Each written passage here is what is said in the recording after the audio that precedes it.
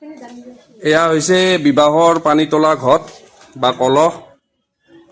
এই আয়তীসকলে এই কলহকেইটাৰে পানী আনিব। বিবাহস্থলীৰ ওচৰৰ ডাঙৰ পুখুৰী বা নৈ জান জুৰি যি আছে তাৰ পৰা পানী আনাৰ আগতে আমদালি আৰু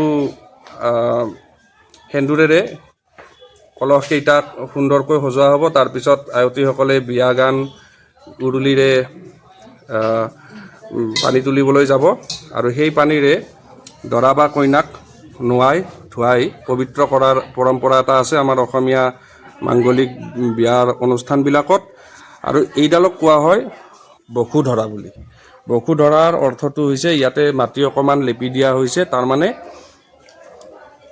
এইখিনি ইয়াতে সেৱা জনোৱা হয় দৰা কইনা সহ পৰিয়ালৰ সকলোৱে। তাৰমানে ইয়াক সেৱা জনোৱা মানে আমাৰ বসুমতী অৰ্থাৎ পৃথিৱীক সেৱা জনোৱাটো বুজায়। এইটোৱে ইয়াৰ অৰ্থ। এয়া বসু ধৰা আৰু এয়া হৈছে পানী তোলা ঘট।